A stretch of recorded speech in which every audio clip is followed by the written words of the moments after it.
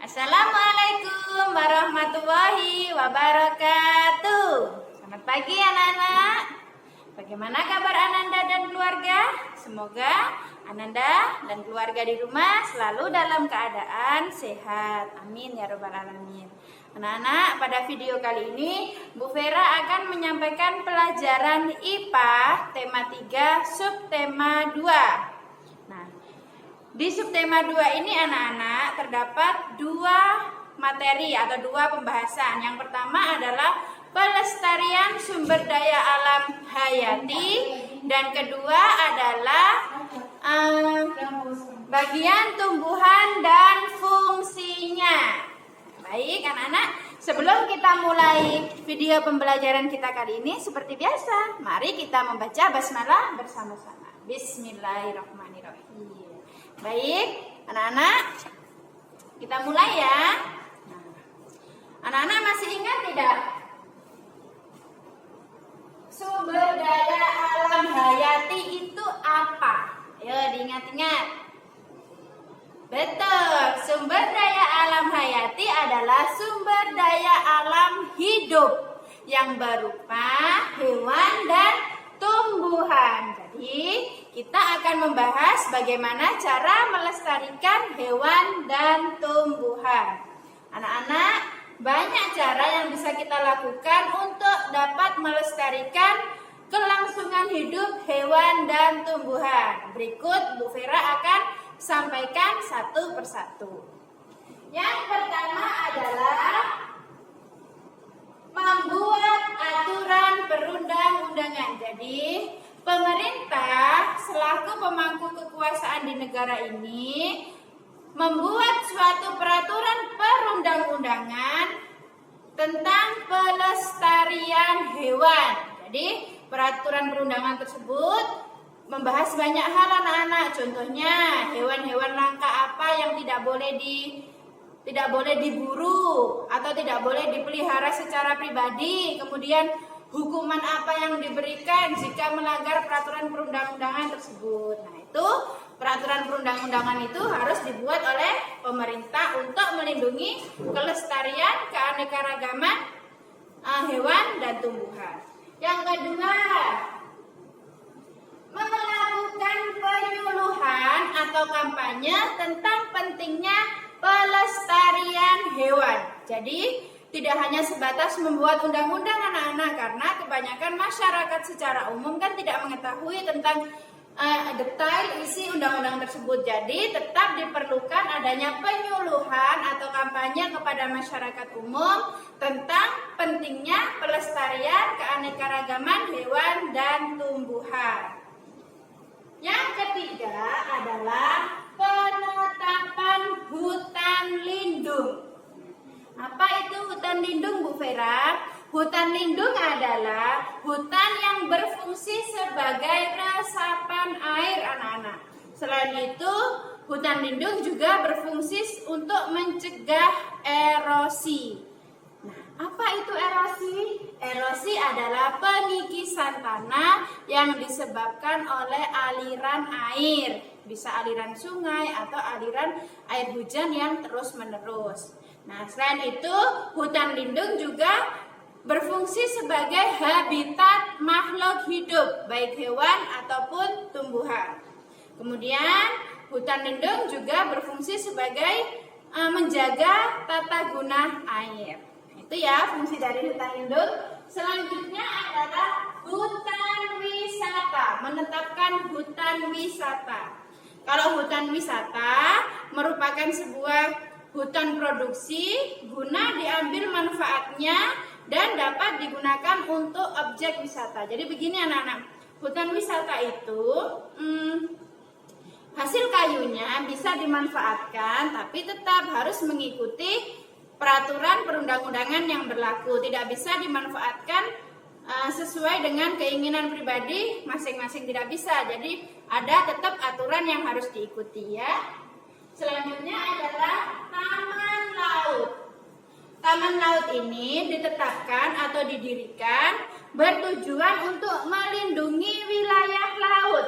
Nah, wilayah laut ini kan meliputi keanekaragaman hayati dan non hayati ya anak-anak. Jadi di dalam laut kan pasti ada ekosistem di sana. Di dalamnya pasti ada benda mati dan benda hidup. Ada terumbu karang, ada ikan-ikan, ada berbagai jenis kura dan penyu. Nah, makanya pemerintah menetapkan atau mendirikan taman laut.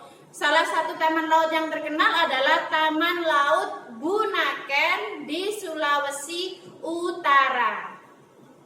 Yang keenam adalah pemeliharaan dan penangkaran hewan dan tumbuhan melalui in situ dan ex situ. Ingat-ingat ya, pemeliharaan dan penangkaran hewan dan tumbuhan melalui in situ dan ex situ. Apa itu in situ? In situ adalah penangkaran atau pelestarian hewan dan tumbuhan yang dilakukan di habitat aslinya. Ingat-ingat ya, in situ. Berarti penangkaran dan pelestariannya dilakukan di habitat asli hewan dan tumbuhan tersebut anak-anak. Sekarang Ibu Guru mau tanya, di mana habitat hewan dan tumbuhan yang asli? Di mana? Betul, di hutan. Jadi kita melestarikan dan menangkarkan hewan dan tumbuhan tersebut langsung di tempat tinggal aslinya atau di habitatnya, yaitu hutan. Contoh pemeliharaan atau penangkaran in situ, contohnya Suaka Marga Satwa, Taman Nasional, Cagar Alam, dan lain sebagainya. Nah, semua itu Taman Nasional, Suaka Marga Satwa itu tempatnya sudah asli diciptakan oleh Tuhan Yang Maha Esa, kemudian dimanfaatkan menjadi taman nasional. Gitu ya. Selanjutnya adalah pemeliharaan dan penangkaran ex situ. Ini kebalikannya ya.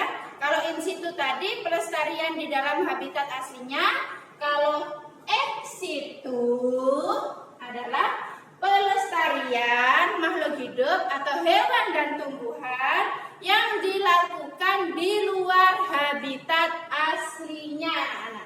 Contoh, kebun botani, taman safari, kebun binatang, dan penangkaran. Jadi contohnya kebun botani yang ada di Kebun Raya Bedugul itu kan ada kebun botani yang di dalamnya itu terdapat berbagai macam spesies tumbuhan. Nah, di kebun botani itu didirikan oleh manusia anak-anak yang tujuannya untuk melestarikan jenis tumbuhan tertentu. Jadi tidak benar-benar ada, tapi diadakan manusia, gitu ya.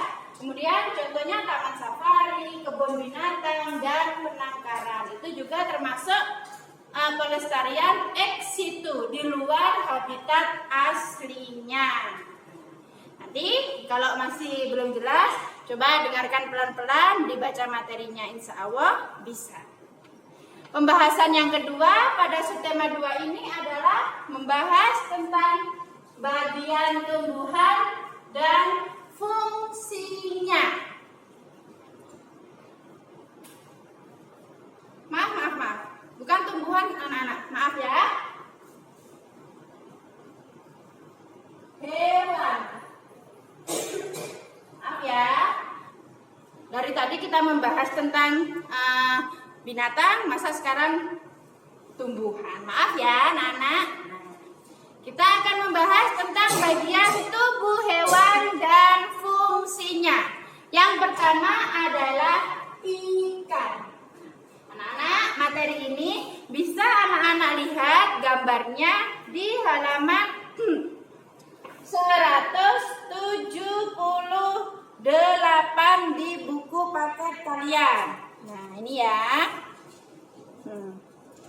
Bagian-bagian tubuh hewan dan fungsinya. Yang pertama adalah ikan. Ikan memiliki sisi, mata, insang, kemudian badan yang ramping, ekor, dan sirip. Semuanya mempunyai fungsi masing-masing. Contoh, sisi ikan berfungsi melindungi tubuh ikan yang lunak. Mata tentu untuk melihat ya. Nah, yang perlu kalian ketahui adalah insang. Ikan memiliki insang untuk bernafas. Kemudian, badan ikan yang ramping itu berfungsi untuk memudahkan ikan ketika bergerak di dalam air. Kemudian, ekor dan sirip ikan adalah alat gerak ikan. Kalau ekor fungsinya untuk membantu pergerakan ikan saat di air ketika misalkan ingin berbelok. Kalau sirip adalah untuk berenang. Kemudian hewan yang kedua adalah kucing. Kalau kucing pasti banyak ya anak-anak yang punya hewan peliharaan kucing. Jaga dan rawat baik-baik ya.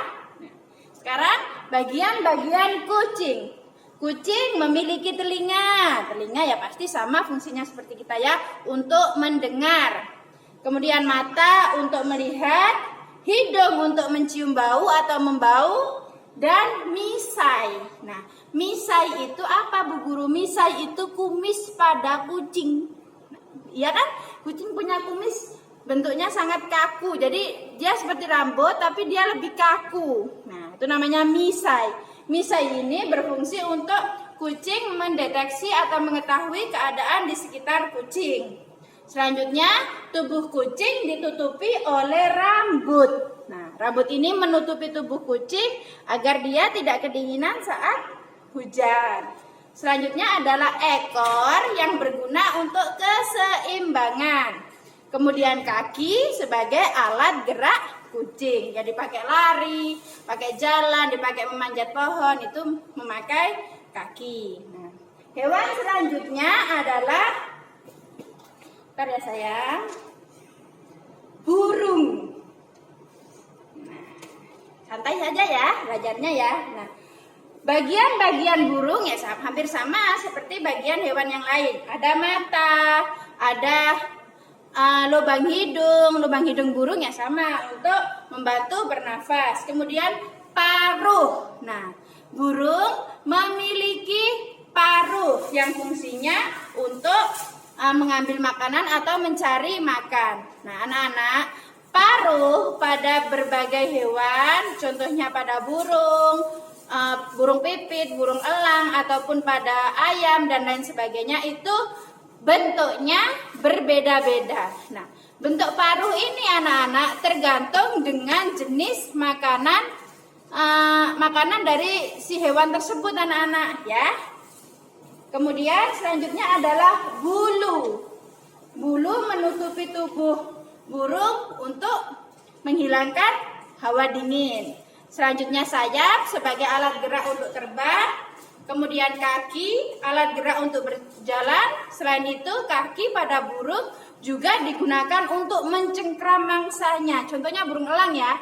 Burung elang itu kalau sedang mengintai mangsanya yang ada di darat, dia terbang di udara.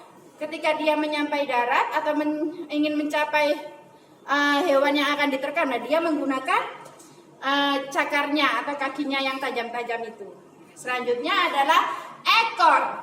Ekor adalah alat gerak untuk mengatur arah saat bergerak. Nah, itu ya contoh-contoh binatang dan fungsi bagian-bagian tubuhnya. Binatang itu sangat banyak, nak. Tidak mungkin kan Bu Guru menjelaskan semua bagian-bagian tubuh hewan atau binatang dan fungsinya. Nah, tugas Ananda belajar di rumah, dicari tahu bagian tubuh ini fungsinya untuk apa, supaya menambah pengetahuan dan wawasan Ananda tentang keanekaragaman hewan atau binatang. Nah, demikian ya Ananda, video pembelajaran Bu Vera pelajaran IPA subtema 2 di tema 3 ini. Semoga bermanfaat, mohon maaf banyak kekurangan. Demikian ya, selalu semangat. Assalamualaikum warahmatullahi wabarakatuh.